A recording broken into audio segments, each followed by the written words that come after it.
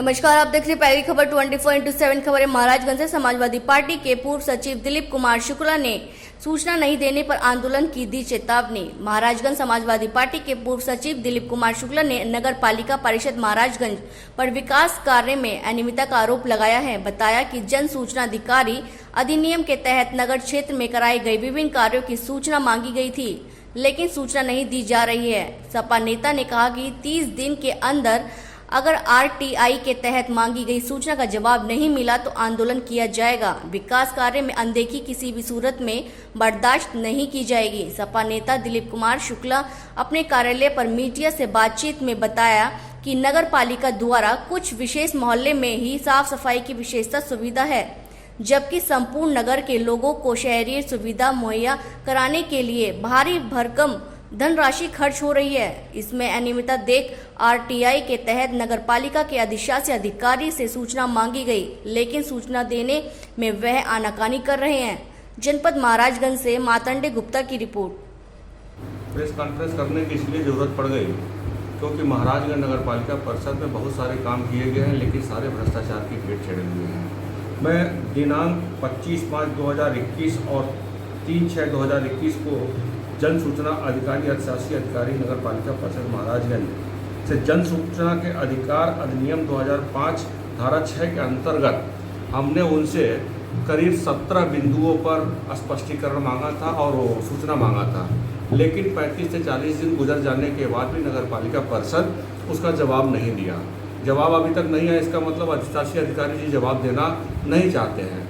तो मैं आप लोगों के माध्यम से बताना चाहता हूँ कि जितने भी काम हुए हैं नगर पालिका परिषद में, उसमें चाहे वृक्षारोपण हो, चाहे वो स्टेनलेस स्टील का गमला हो, चाहे वो एलईडी हो, चाहे वो नगर में स्वच्छता को लेकर के हो, चाहे वो कोविड पीरियड में सैनिटाइजेशन को लेकर के हो, चाहे उसका और भी कुछ हो, चाहे कूड़ा करकट फेंकने को लेकर के हो, हर जगह इनके भ्रष्टाचार का जो है पराकाष्ठा पार हो चुका है।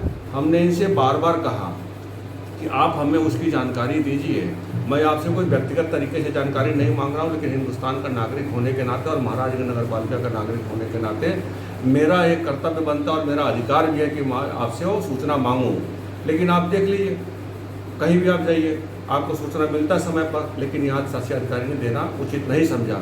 दूसरी तरफ यहाँ पे आप देखिएगा कि विभिन्न 25 मोहल्ला, पहले 25 मोहल्ला था, अभी तो घर बढ़ गया है, लेकिन यह है कि देखिए कुछ मोहल्ले हैं जहाँ पर नगर पालिका के प्रभाव वाले लोग रहते हैं।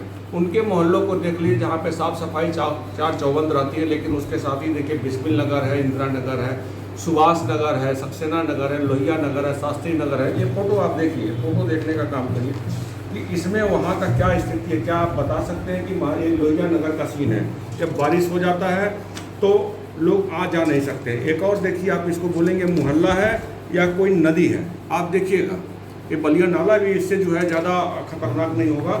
ऐसे मोहल्लों में लोग कैसे जीते होंगे। और आप देखिए बहुत सारे ऐसी जगह जहाँ पे घर नहीं है, लेकिन वहाँ पर जो है सड़क बन गई है। वो सड़क इसलिए बन गई है कि लोग जिम्मेदार लोगों का कहीं न कहीं कुछ प्रभावशाली लोगों की वहाँ पे ज़मीनें हैं।